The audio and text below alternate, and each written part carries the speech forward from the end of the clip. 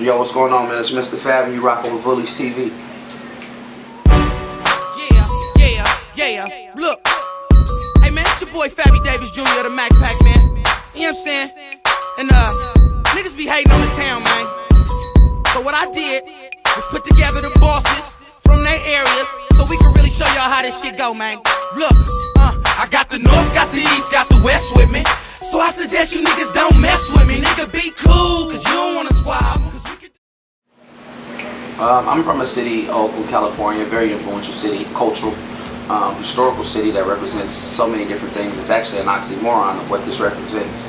Because on one side you have such political high interest, then on the other side it's such a radical interest, and those things sometimes collide. These cities, it's definitely a contradiction city. For what you would think someone wouldn't do, they would do, and vice versa.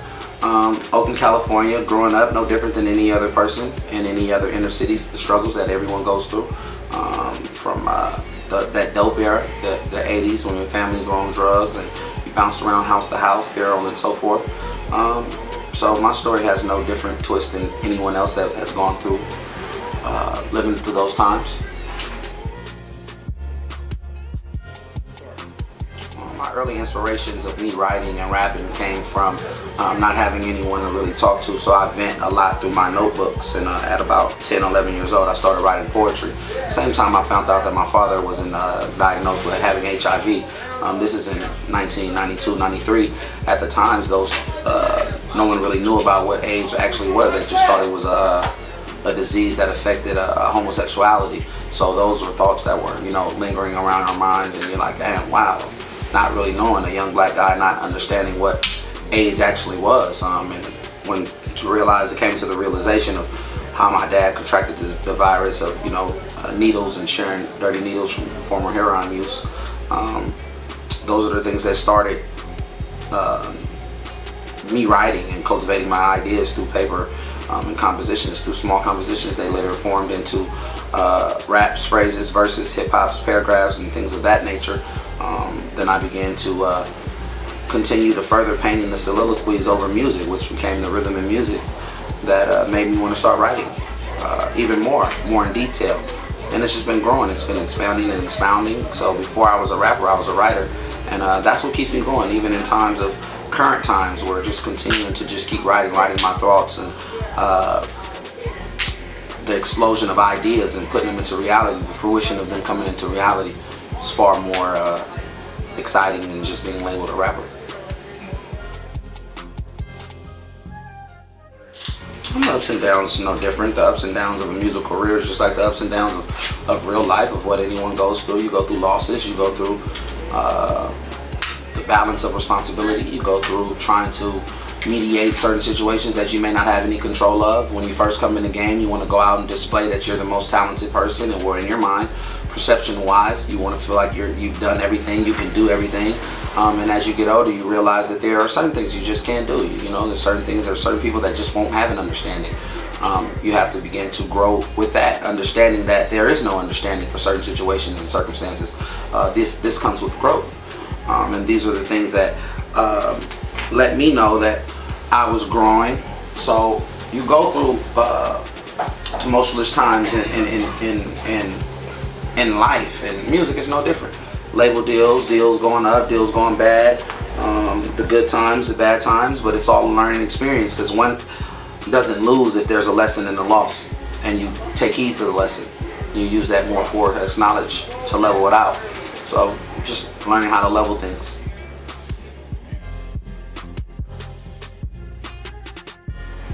Very influential people that have helped. Several people have helped. So many I can't name. For one who says that they've done it by themselves, they're just they're stuck on themselves. No one has done it alone. Even when you felt like you was all out and on and you did it by yourself, there was something that motivated you to do it by yourself. There was someone, even if it was a negative narrative of them not helping you or them not doing something for you, that energy that you channeled to prove to them that you could do it, that helped. So you would even then have to include them. There's always been an athlete who was cut by a coach. or who wasn't in favor of a coach, or there was an athlete who had a coach who loved them, and the coach replaced his father like role models. And some of us nowadays, even to this day, there are certain coaches that we look at as father figures. I remember I had a blunt in my hand one day, and my high school coach pulled up, and man, I threw the blunt so far, and my homie was like, "Bro, what is you doing?" It's like, "Bro, I go, coach." He's like, "My nigga, you a grown ass man." It's like, "Bro, it's just certain things you just never grow out. You never outgrow. That's coach." Not finna let coach see me smoking. You feel me? What are you talking about? Like, and those things help. They help build your character. They help build the person that you are. So along my life, man, there's been countless people that have contributed to the development of who I am today, and who are helping constantly, even today, currently, still helping me turn into the man that, for one, they project me as being. For two, the man that I perceptually see myself, the expectations of self. We may never exceed the expectations of others, but you must always allow your expectations for yourself to grow as vast as possible as they can. So always continue to put high standards on yourself. It makes you keep going, never being complacent about what you've been given or what has been taken from you. In life, man, you're gonna work hard on your dreams, or you're gonna work for someone else's dreams. And that's just the end of the day. At the end of the day, it's no matter what you're doing. Either you're working for your own dreams, or you're working for someone else's dream. You're gonna be an employee, or you're gonna be a boss. You're gonna be a manufacturer, or you're gonna work on things that have been manufactured. You're gonna be a creator, or cultivating something that's been created. And you have to realize what role you play. Life is a game. You just gotta decide how you're gonna play. Because everything ends. No matter what, no matter the person that you love and you can't live without. One day you'll have to live without them, or they'll have to live without you, depending on who goes first. The game that you thought that you would never be able to sit down, there's gonna come a time where you can't pick it up. The person that you love the most. My mother loved my daughter more than she loved me. But in her ending days, she couldn't hold my daughter anymore because she was weak. And these are the realities that life hits you with. So you have to understand that. You have to figure out what it is that you want to do. Today we're sitting in the middle of a shop that we created from an idea. The idea of us saying, let's do something fashion, let's do something that resembles a time and an era that we grew up in. The dope era. The significance of that is several of us have grown through it, and it just isn't limited to a citywide perspective. This is a nationwide perspective. Everybody had a dope era. Everybody can go back and remember certain things of certain times, that the images that we've put through shirts, staying current on the current events. We're allowing our clothes not only to be urban fashion, but curating the mode of fashion of what people wear, what athletes are going to wear, and things, whatever it is that we're projecting to be for dope era. So now we're sitting in a shop that we created right in the neighborhood that I grew up walking to the store on every day. A beautiful thing about that, the utopia of that is amazing, because who would have ever thought that even in this same neighborhood where I've seen several of my friends lose their lives, lose their innocence, lose their mind, their sanity, and lose several money, dollars and more, their freedom, we come back and we bring a place of solitude, a place of brotherhood, a dugout where people can come out and congregate and talk about what's going on, build, young brothers coming in, venting, getting ideas, leaving out of here inspired. Greatest gift you can give someone is inspiration. Now what they do with that inspiration is on them. So to be an entrepreneur is something that you must take an initiative to do. Some people are too lazy to do it. You got certain people that's too lazy to work, too scared to hustle. So they sit in their complacency. With an entrepreneurship, you got to be able to say, I'm going to do it when nobody else wanted to do it. And we've done it. We're doing it. If anyone can be inspired by anything that we've ever done, I want them to understand that, yes, there will be mountains of no's that you have to climb. But once you're beyond those mountains of no's, there is yes. And the yes is, damn, I did do it. I did it when nobody said I could do it. I did it when all odds was against me. I did it even when they thought that I wasn't going to do it. I may not have did it to the level that they wanted me to do it at, but I did it. I created that. That's me. Every time I see somebody coming outside with a dope air shirt on, I'm happy at that. Whether it's a friend or whether it's somebody that's just randomly just wearing it. That's beautiful, man. Hear somebody playing your music. Somebody texting you or saying something that your music changed their life. At their lowest moment, your music helped lift them up. Beautiful creation is being accepted by the people. Greatest thing that can ever happen to a creator.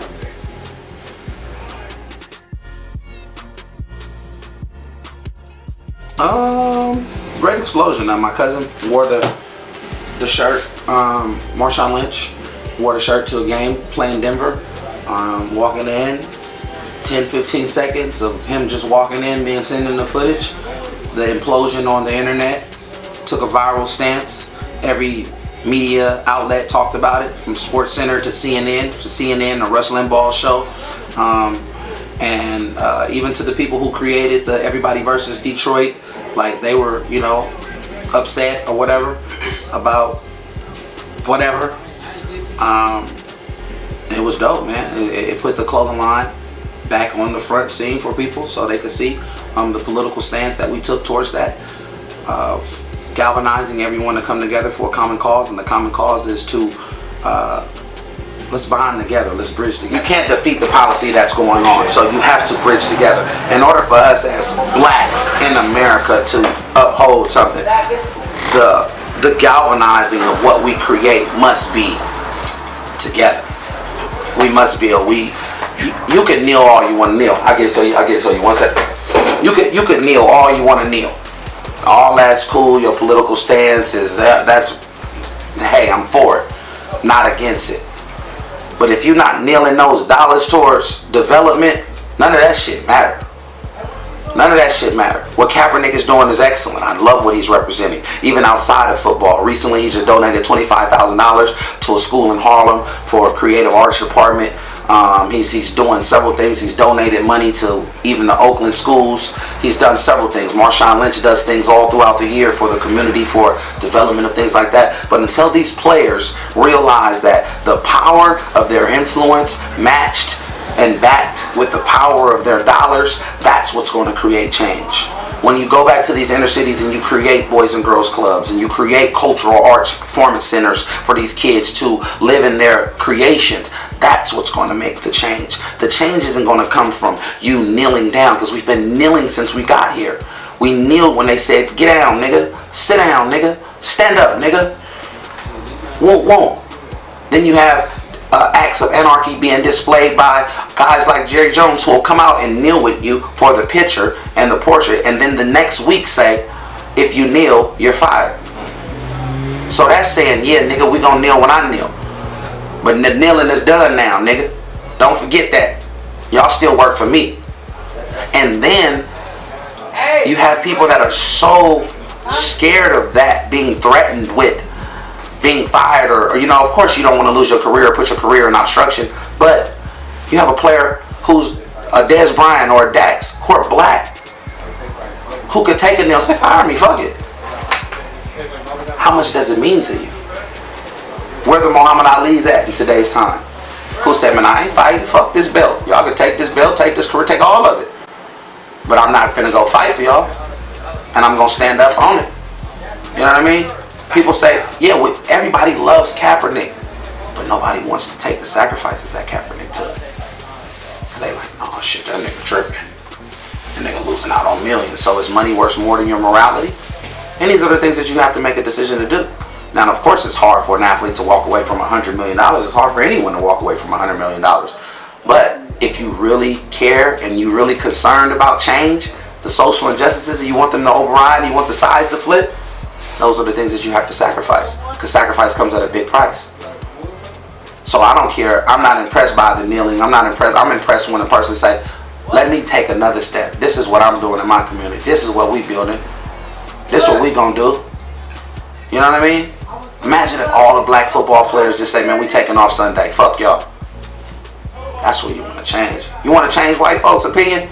You want to hurt white people? They don't give a fuck about lies. These are the same people that'll blow up shit in their own country. These are the same people that'll pay for bombs and shit and blow up world trades and burn and kill people. These are the same people that send people to where you think they give a fuck about life. They sold us. They sold humans. Nigga, they killed us, hung us. You think they give a fuck about life? Fuck nah. You want to hurt them, you hurt their pockets. That's how you make a difference. But niggas don't want to make those sacrifices, because it's all fine and dandy until you got to do it. Just like all these other people, all these activists who, you know, or non-blacks and things like that. Everybody want to be black until you gotta be black. You know what I mean? So all that shit be for the birds. You really want to make a change, you gotta make some sacrifices. People tell me all the time, you be right here in the middle of the hood, it be all kind of shit going on, man. What make you want to do some shit like that? You tripping. Hey, my nigga, that's what I want. Because I want to show my niggas that you can make it. You can make a difference. You can't come to your neighborhood and show them, man, you don't got to sell drugs, kill, rob, or steal. You can still survive. You still can come up in your hood and pull up and be around all the shooters, gangsters, killers, allegedly, and still live your life. Still inspire them. That's what we got to do, man. We got to inspire each other. And it can't just be through talking about it. You got to do it. It's easy to play the food to somebody, but imagine you show them how to cook. Imagine you show them how to make shit this happen. The old saying, I could give you fish or I could teach you how to fish. We need more teaching, more acts, more togetherness, more combining, more people breaking shit down, less ego. That's the only way you're gonna make a difference. For real. I gotta go, bust a move, but I love y'all, man. Just being young brothers out there, putting a message out there and helping people. So I take my hat off to y'all. From Sleepy to whoever else called and reached out, like, let's do it. I'm down for what y'all got going on, man. Let's continue to keep building. Because in life, you're going to build shit or you're going to bullshit. So let's be on the building side. Let's keep building. Let's keep constructing and cultivating, man. And take my hat off to y'all. One love, baby. Appreciate it. For sure.